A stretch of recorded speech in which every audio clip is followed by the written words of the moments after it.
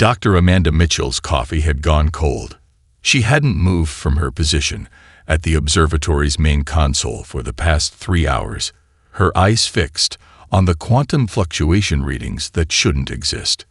The private observatory, nestled in the remote mountains of Montana, had been her sanctuary for the past decade. Tonight, it became humanity's first contact point. The strange energy signature had appeared just beyond Jupiter's orbit, a ripple in space-time that matched no known natural phenomenon. As the lead developer of Earth's first functional faster-than-light drive, she recognized the pattern. Someone was using advanced quantum technology to tear a hole in space. "Computer, contact the Orbital Defense Network," she commanded, her voice steady despite the adrenaline coursing through her system. The response came immediately from the facility's eye. Unable to establish connection. Quantum interference is blocking all standard communication channels. Amanda's fingers flew across the holographic interface, initiating the observatory's backup systems. The massive telescope array outside pivoted, its sensors focusing on the anomaly.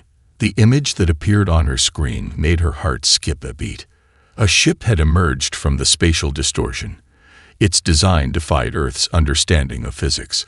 Organic curves blended with crystalline structures, creating a form that seemed to shift and flow like liquid metal. It was beautiful, terrifying, and unmistakably alien. "Record everything," she whispered, more to herself than the computer, "and initiate emergency protocol Delta." Deep beneath the observatory, hidden quantum transmitters powered up, designed to pierce through any interference. These were her insurance policy, a system she built because sometimes paranoia paid off. The message would reach the right people. The alien vessel's approach was deliberate, almost cautious. As it passed Saturn's orbit, Amanda's sensors detected something that made her smile despite the tension. The ship was actively scanning human activity throughout the solar system. They would find more than they expected. Mars Base 1, humanity's first extraterrestrial colony, now housed over 10,000 people. The asteroid mining operations in the belt produced more raw materials than Earth's entire historical output. And the quantum shipyards orbiting Luna were about to launch humanity's first FTL-capable fleet. Her private terminal chimed, a response to her emergency signal. The message was brief. "Stall them. Defense forces are mobilizing." Jays. Captain James Sullivan, her old friend and current commander of the Mars Defense Force, would make sure Earth's military assets stayed hidden until needed.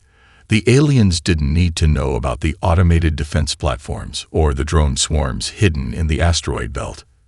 The alien ship slowed as it approached Earth's orbit, its size becoming apparent. The vessel was massive, nearly 3 kilometers in length, dwarfing anything humans had built in space. Yet something about its approach bothered Amanda. It moved like a prey animal, constantly scanning for threats. Her console flashed as the first transmission arrived. The computer processed the signal, converting alien data structures into something human technology could interpret. The message that appeared on her screen was simple but chilling. To the architects of Earth's quantum drive, your achievement has drawn their attention. We come with urgent warning. Amanda's response was already prepared. She had dreamed of this moment since she first looked at the stars as a child. "This is Dr. Amanda Mitchell of Earth. We welcome peaceful contact.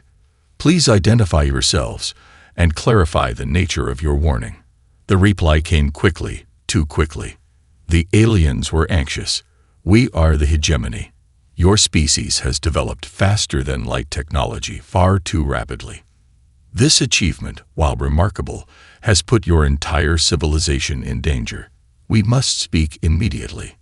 Amanda glanced at the secondary display, showing the status of Earth's hidden defenses coming online. The aliens hadn't detected them yet. Good. Whatever warning they brought, Earth would face it from a position of strength, not weakness.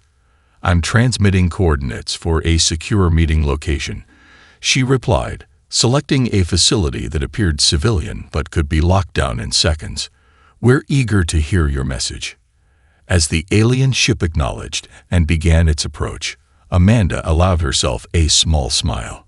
They had come to warn Earth, not knowing that humanity had already prepared for the worst. Whatever threat loomed on the horizon, they would face it the way humans always had, with innovation, determination, and a plan for victory. Captain James Sullivan watched the alien delegation through reinforced windows of Starbridge Technologies' main conference room. His position as Mars Defense Force commander had taught him to read body language, even if the bodies were distinctly non-human.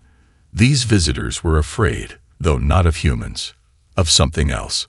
The three alien representatives stood nearly 7 feet tall, their iridescent skin shifting colors like oil on water.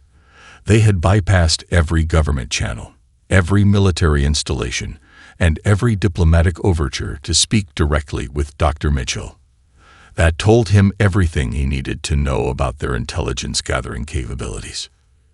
"Your development of quantum drive technology has created a beacon," the lead alien, who called itself Envoy, explained. Its voice came through the translation matrix with an almost musical quality. "The Devourers will come. They always do." Amanda sat at the conference table, her posture relaxed but alert. "Tell us about these Devourers. What makes them such a threat?" Sullivan noticed the slight emphasis she put on such. She was already thinking about countermeasures, just like him. "They are the oldest known species in the galaxy," Envoy continued. "They hunt civilizations that reach a certain technological threshold. The last race that developed FTL as quickly as yours." There was a pause as the translator struggled. "They were consumed. Their world stripped of all technology and resources. Their people harvested." "Harvested how?" Sullivan asked, speaking for the first time. The military applications of his question were clear to everyone in the room. The aliens exchanged glances that seemed to show surprise at his directness. "They feed on neural energy," the second alien, called Observer, explained. "The more advanced a species' brain structure, the more sustenance they provide." Amanda leaned forward, her eyes bright with interest rather than fear. "And how do they extract this neural energy? What technology do they use?" Sullivan suppressed a smile. Where others might hear horror stories, Dr. Mitchell was collecting data points. The aliens seemed taken aback by her questions, their skin colors shifting to deeper hues. "You don't understand," Envoy said. "The hegemony offers protection. We can help you hide your quantum signature, suppress your technological development until the threat passes." "And how long would that take?" Sullivan asked, already knowing he wouldn't like the answer. "A few of your centuries, perhaps." Amanda's laugh surprised everyone, even Sullivan. "That's not going to work for us," she said, standing up.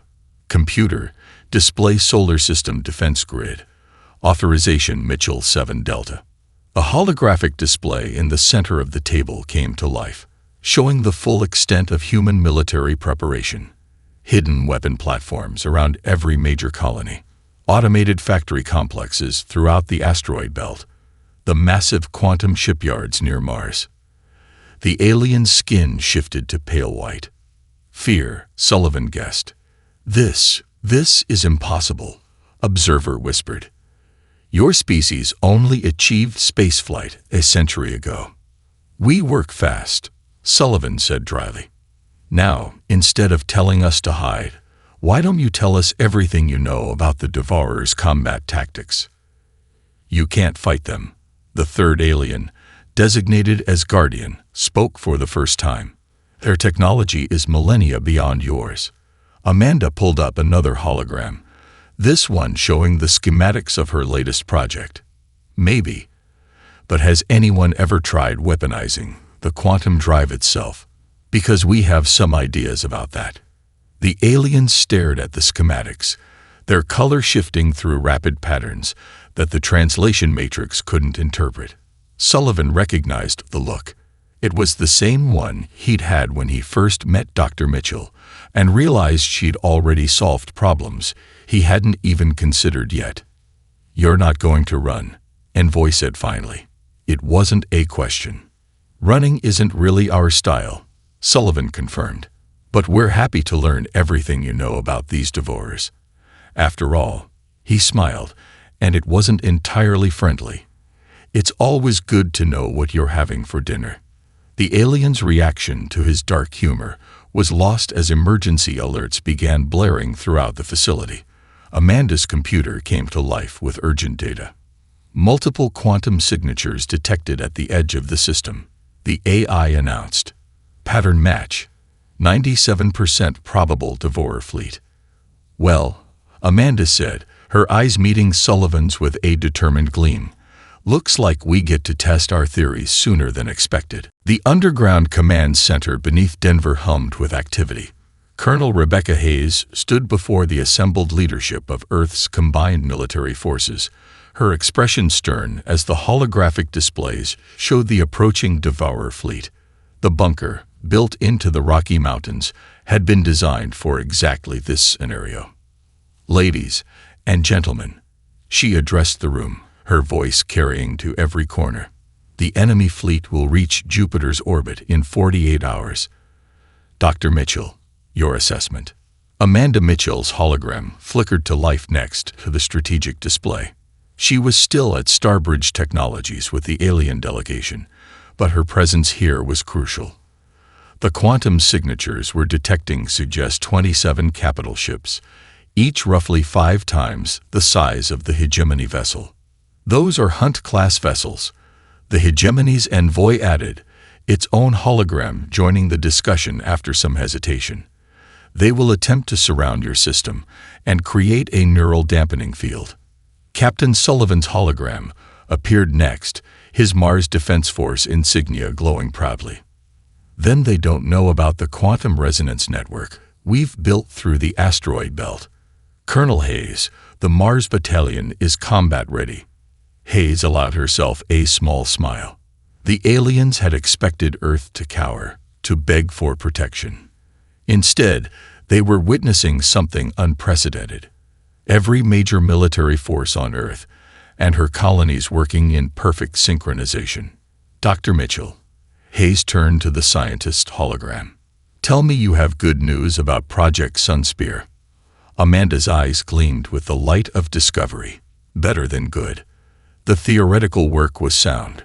We can use their own quantum wake against them. Every time they use their FTL drive, they leave a pattern we can lock onto. The weapon will turn their greatest advantage into a kill switch." The Hegemony representative's color shifted to deep purple, a sign of disbelief, according to the cultural database they'd provided. "You created a weapon that can target quantum signatures. In the time since we warned you." "No." Amanda's smile was almost predatory. "We built it 6 months ago, when we first detected unusual quantum disturbances at the edge of our system. We've been waiting to test it." Hayes brought up the next display, showing Earth's orbital defense grid. Hundreds of platforms, previously hidden by experimental stealth technology, blinked into view. "The delayed response to your arrival wasn't fear, Envoy. We were completing our preparations. Operation Ghostmaker is ready for implementation."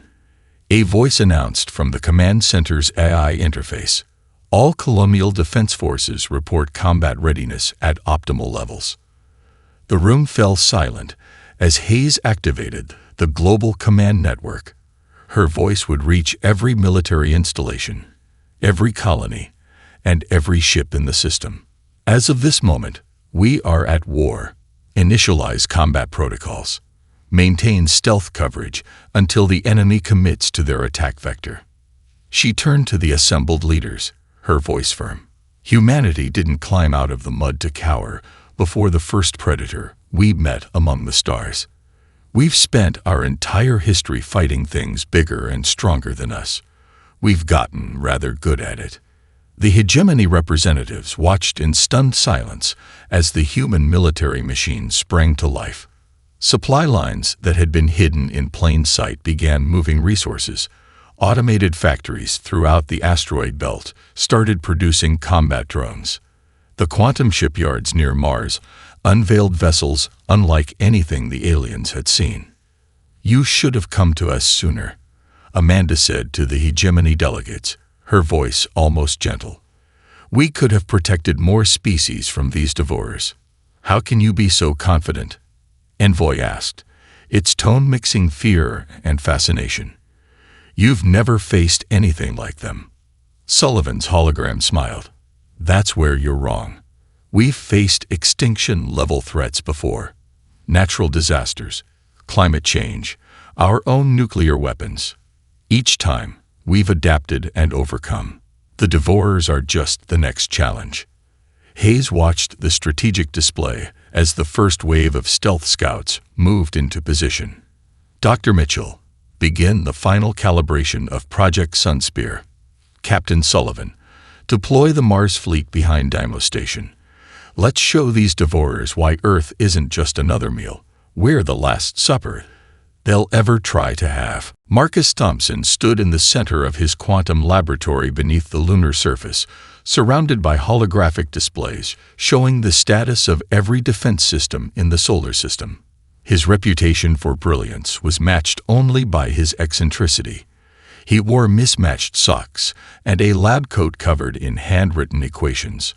"The neural interface is online," he announced to the assembled team, his fingers dancing through the holographic controls.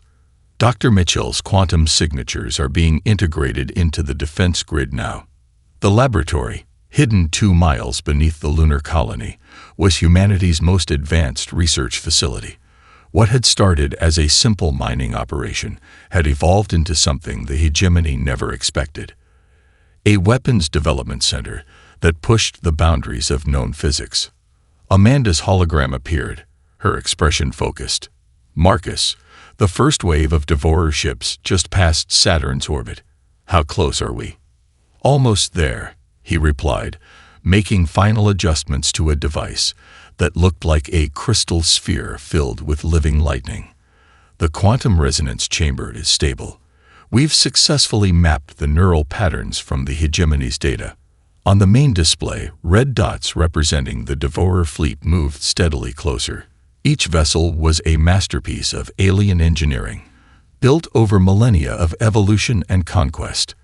But they had never encountered human ingenuity before. Captain Sullivan reports, "The Mars Defense Fleet is in position." The lab's AI system announced. Colonel Hayes requests a status update on the orbital platforms. Marcus grinned, pulling up another display. "Show them what we've been building. Beautiful."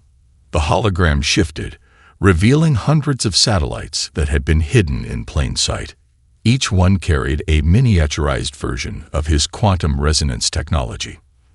"The hegemony thinks we're primitive because we still use physical weapons," he explained to the alien observers who watched in stunned silence. "But we've learned something they never did. Sometimes the old ways work best when combined with new ideas." The main screen showed the first test of their defense system. A drone, retrofitted with salvaged alien technology, approached one of the orbital platforms. The platform's surface rippled, revealing what looked like traditional railguns. But when they fired, the projectiles were wrapped in quantum fields that could pierce any known shield technology. "Kinetic energy never goes out of style," Marcus quipped, adjusting his glasses, "especially when you add a little quantum spice to it." Amanda's hologram smiled. "The Devourers won't expect physical weapons. According to the hegemony's data, they haven't faced projectile-based combat in over 10,000 years. That's because they think it's primitive," Marcus said, his eyes gleaming. "Just like they think we're primitive. But here's the thing about humans. We don't throw away good ideas just because we find new ones. We combine them." The laboratory shook slightly as the lunar colony's hidden production facilities went into full operation. Beneath the surface, automated assembly lines were producing combat drones by the thousands, each one armed with both traditional and quantum weapons. Colonel Hayes, Marcus called up another hologram. The neural dampening countermeasures are ready. When the Devourers try to use their primary weapon, they're going to get a very nasty surprise. Excellent, Hayes replied. What about Project Sunspear? Marcus walked over to a sealed chamber in the center of the lab. Inside, a device that looked deceptively simple pulsed with internal light. The quantum disruption field is stable. One shot from this, and their fancy FTL drives become very expensive paperweights. You've hidden all this under the lunar surface, one of the hegemony observers asked, its skin shifting through patterns of disbelief. Oh, this is just the research lab, Marcus grinned. Wait until you see what we built under Mars. The facility's alert system suddenly flashed red. Multiple quantum signatures detected. The AI announced. The Devourer fleet is accelerating. Time to intercept. 6 hours. Marcus's expression turned serious as he initiated the final launch sequences.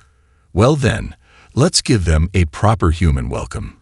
Dr. Mitchell, Captain Sullivan. Time to show them why you don't pick a fight with the species that turned nuclear fusion into a power source. Commander Sarah Anderson stood at the Neural Command Center of the Jupiter Defense Station, her mind linked to millions of combat drones through the advanced interface Marcus had designed.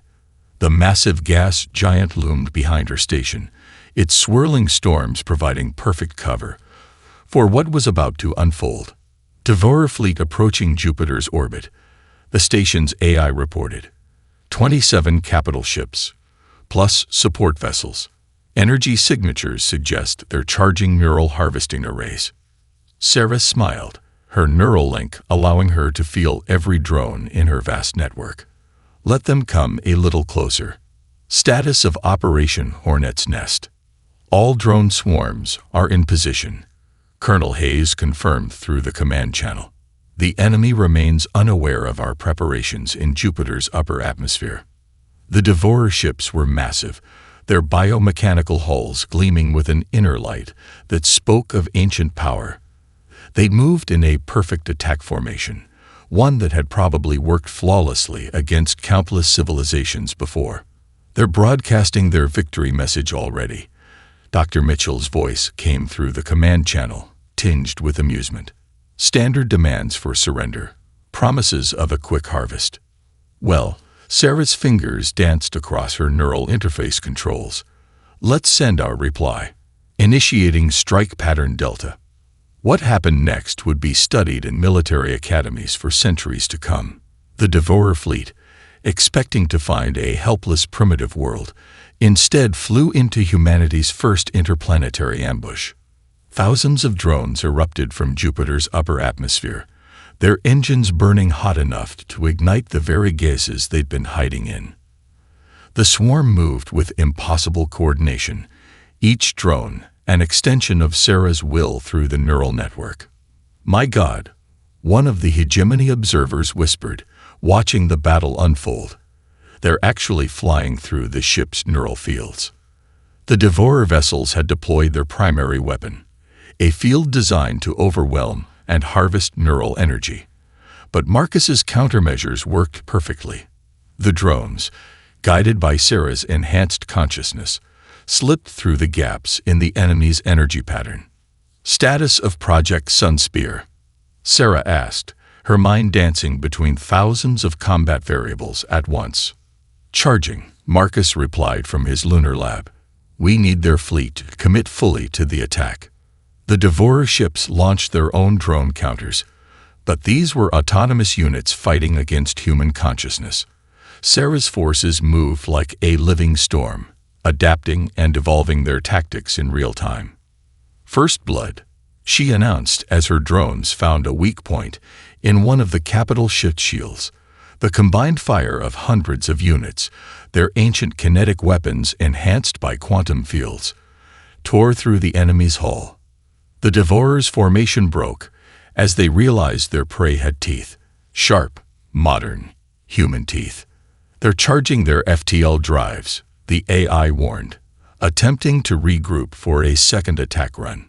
"Oh no, you don't." Sarah's mind reached out through her neural link, directing her forces to maintain contact. "Dr. Mitchell, Captain Sullivan, they're all yours." The Mars Defense Fleet emerged from behind Ganymede, their engines burning bright against the darkness of space. Captain Sullivan's forces had been waiting for this moment, their ships armed with Marcus's latest innovations. "Project Sunspear is ready," Dr. Mitchell announced. "Firing solution locked." The device they'd hidden in the Jupiter station activated, its quantum disruption field expanding like a silent nova. The effect was immediate. The Devourer ship's FTL drives sputtered and died, leaving them trapped in normal space. "Their neural fields are failing," Sarah reported, her consciousness tracking every detail of the battle. They've never had to fight a prolonged engagement before. They always relied on quick victories. "That's the thing about humans." Colonel Hayes's voice was steel and satisfaction. "We don't just plan for quick victories. We plan for long wars." As the combined forces of humanity pressed their advantage, Sarah felt a fierce pride. The Devourers had come expecting to find easy prey, a young species ripe for harvest. Instead, they'd found humanity, and humanity had been ready for them. The Quantum Defense Center's main chamber pulsed with holographic data as Dr. Mitchell and Marcus Thompson studied the battle recordings. Every second of combat was being analyzed by the most advanced neural networks ever created, looking for patterns in what seemed like chaos. There, Amanda's finger traced a line through the holographic display. Every time they attempt to use their neural harvesting technology, there's a fluctuation in their shield harmonics. The pattern is subtle, but it's there. Marcus leaned forward, his ever-present coffee cup forgotten. Their technology is based on a closed system. They never expected anyone to analyze their combat data this thoroughly. He pulled up another hologram, this one showing the internal structure of a damaged Devourer ship. "Look at the power distribution network. They're using their own neural energy to power their ships," Amanda realized, her eyes widening. "That's why they harvest other species. They need the neural energy to maintain their technology." Captain Sullivan's hologram appeared in the chamber, his Mars Defense Force uniform showing signs of recent combat. "Then we found their weakness. The question is, how do we exploit it?" The answer came from an unexpected source. One of the hegemony observers, who had been watching in silence, stepped forward. Its skin had shifted to a deep blue of understanding. "You already have the weapon you need. Your Project Sunspear doesn't just disrupt their FTL drives. It could disrupt their entire neural network." Marcus snapped his fingers, racing to a console. "Of course. The quantum resonance pattern we use to block their FTL. If we modify it to target their neural frequency." His fingers flew over the controls, making rapid adjustments to the calculations. "We need to test this theory," Amanda said, already moving to her own station. "Captain Sullivan, can your fleet get close enough to one of their disabled ships for a targeted strike?" Sullivan's hologram nodded. "Better than that. We captured one of their smaller vessels during the Jupiter engagement. It's being held in a quantum containment field near Deimos Station." The lab's AI brought up a new display, showing the captured vessel. Its biomechanical hull still pulsed with internal energy, like a heart beating in a cage. "Initiating remote scanner array," the AI announced. "Neural pattern analysis in progress." Amanda and Marcus worked in perfect sync, their years of collaboration showing as they modified the quantum disruption field. The hegemony observers watched in amazement as the humans took apart and reassembled advanced alien technology, with the casual ease of children playing with building blocks. "Colonel Hayes," Amanda called up another communication channel. "We need every scrap of combat data from the Jupiter battle. Our neural networks can find patterns that we might miss." "Already uploading," Hayes replied. "Commander Anderson's drone swarms recorded everything. She says the Devorer's ships actually react to pain when hit in certain areas. Marcus's eyes lit up. They're not just using neural energy. Their ships are partially organic. That's why they can't adapt quickly to new threats. They're limited by their own biology. Sending new combat protocols to all fleet units, the AI announced, updating targeting parameters based on neural sensitivity analysis. Sullivan's hologram smiled grimly. We're not just fighting their technology anymore. We're fighting their entire evolutionary strategy. And we're winning. A warning alert flashed through the chamber. Multiple quantum signatures detected. The AI reported. Second wave of Devorer forces approaching from the Kuiper Belt. Estimated time to engagement, 3 hours. Perfect timing, Marcus said, making the final adjustments to their modified weapon. The test results from the captured ship are clear. Their neural network is their greatest strength, but it's also their critical weakness. Prepare for deep strike operation, Sullivan ordered, his hologram straightening. We'll take a battle group through their lines while they're focused on Earth.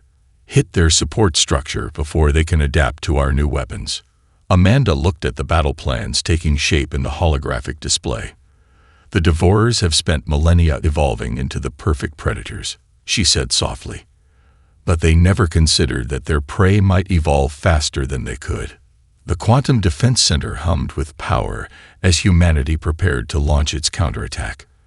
They had learned the enemy's secrets, adapted their weapons, and now they would show the galaxy why humans had survived every challenge their world had ever thrown at them. Colonel Rebecca Hayes stood at the heart of Earth's combined military command, her presence drawing every eye in the room. The massive strategic display showed both the approaching second wave of Devorer ships and the position of every human asset in the solar system. Operation Checkmate is now in effect, she announced, her voice carrying the weight of command. Dr. Mitchell, status of the modified Sunspear devices. Amanda's hologram appeared, looking tired but determined. All defense platforms have been updated with the new quantum disruption field parameters. Marcus's latest modifications should hit their neural networks hard enough to cause a cascading failure. The strategic display updated, showing the complex web of quantum defense platforms now surrounding Earth and its colonies. Each platform had been carefully positioned based on the battle data from Jupiter, creating an interlocking network of fields that would turn space itself into a weapon. Commander Anderson's drone swarms are in position. The command center's AI reported. Captain Sullivan's strike force is ready to launch from Mars. Hayes nodded, her eyes fixed on the enemy fleet's approach vector. They think they're coming to finish what they started at Jupiter. Instead, they're flying right into the jaws of our trap. The hegemony representatives watched from their designated area, their skin colors shifting between amazement and fear. You've modified your entire defense network in less than 24 hours, one observed. How is this possible? Because we're not bound by tradition or evolution, Hayes replied, a hint of pride in her voice. We adapt. We improvise. We overcome. Marcus's hologram joined the display, his hands moving through complex calculations. The neural disruption field is ready for full deployment. Once we activate it, their entire fleet will experience what amounts to a massive migraine.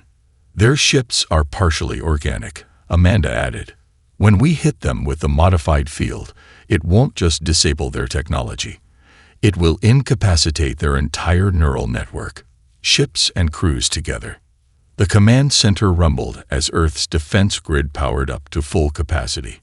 Energy readings spiked across the system as hidden generators came online, feeding power into the massive network they'd built. All ships, all stations, Hayes's voice carried across the solar system through the quantum communication network. Execute Operation Checkmate on my mark. The Devorer fleet approached with the confidence of apex predators, their massive ships moving in perfect formation. They had never failed to harvest a species in their long history. They had never needed to change their tactics. That was about to become their greatest mistake. Mark. The modified Sunspear devices activated simultaneously. There was no visual effect, no dramatic display of power, just a subtle shift in the quantum field that permeated space itself. The effect on the Devourer fleet was immediate and devastating. Their perfect formation shattered as ships suddenly lost control. The neural networks that powered their technology overloaded, causing cascade failures throughout their fleet. Ships that had survived millennia of warfare were reduced to drifting hulks in moments. Multiple enemy vessels going dark, the AI reported. Neural activity dropping across all monitored ships. The disruption field is exceeding expected performance parameters. Captain Sullivan. Hayes called, "You have a go for Phase 2. The Mars Strike Force launched, their ships modified with the same technology that had just crippled the Devourer fleet. They moved with precision through the disabled enemy vessels, targeting key systems with surgical accuracy. "We're not just winning the battle," Amanda's hologram said softly.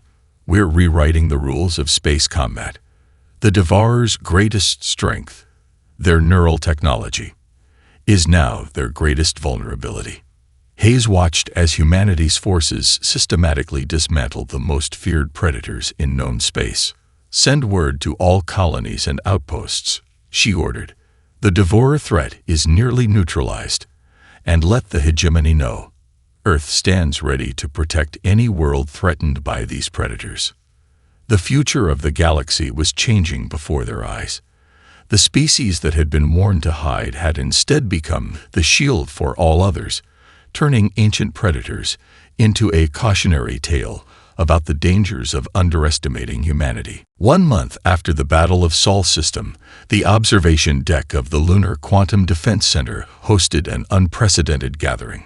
Dr. Amanda Mitchell stood before representatives from 20 different species, her quantum defense system schematics floating in the holographic display behind her. The modified Sunspear technology can be adapted to protect any world, she explained, her voice carrying the confidence of victory. "We're not just offering defense, we're sharing knowledge. The era of hidden civilizations is over." Through the vast windows, Earth shone like a jewel against the black of space. Around it, the combined fleets of multiple species maneuvered in joint training exercises, led by Captain Sullivan's Mars Defense Force. The Devourers survived for millennia because they never needed to change, Sullivan addressed the gathered aliens. Their perfect evolution became their perfect weakness.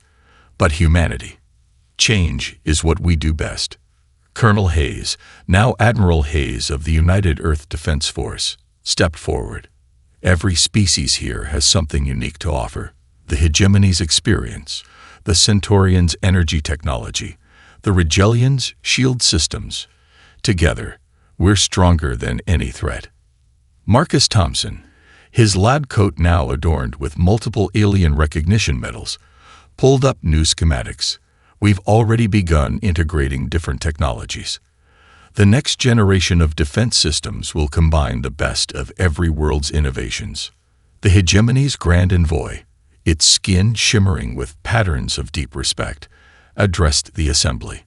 "For 10,000 years, we thought protection meant hiding. Humanity has shown us a better way. They don't just fight. They unite, adapt, and overcome." Commander Anderson's hologram joined from the Jupiter Defense Station, where she was overseeing the training of alien crews in advanced neural combat systems. "The Devourer threat taught us something important. Space is too big for any species to face its dangers alone." Around the solar system, the signs of change were everywhere.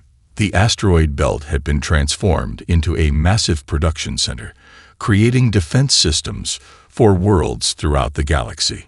Mars had become a military academy where species from across known space trained together. "We've established quantum defense networks in 12 star systems already," Amanda reported, bringing up a map of protected worlds. Each one adapted to the specific needs and conditions of its home system. No two are exactly alike, just like no two species are exactly alike.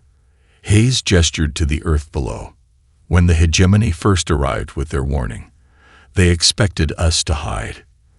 Instead, we chose to stand and fight, not just for ourselves, but for every species that had ever lived in fear of the night between the stars. Marcus added his own observations. The Devourer's remaining forces have gone silent, retreating to unknown regions of space. But we're not letting our guard down. Every day, we're learning, adapting, improving our defenses. Through the windows, a new class of ship emerged from the lunar shipyards. A hybrid design combining technologies from 5 different species. Its hull gleamed with the symbol of the newly formed Galactic Defense Alliance. "This is more than just a victory," Amanda concluded, her voice carrying the weight of history. "This is a new chapter for all spacefaring species. We've proven that the path forward isn't through fear or isolation, but through unity and innovation." As the assembly concluded, the representatives moved to sign the historic Galactic Defense Pact. Each signature represented not just a world, but a dream. A galaxy where young civilizations could reach for the stars without fear. Earth had done more than survive its first contact. It had changed the very nature of interstellar relations. The species that was warned to hide had become the one that others looked to for protection, for innovation, for hope. And in the vast darkness between the stars, a new message spread from world to world. If you seek the stars, you need not fear the night. Humanity stands ready to light the way.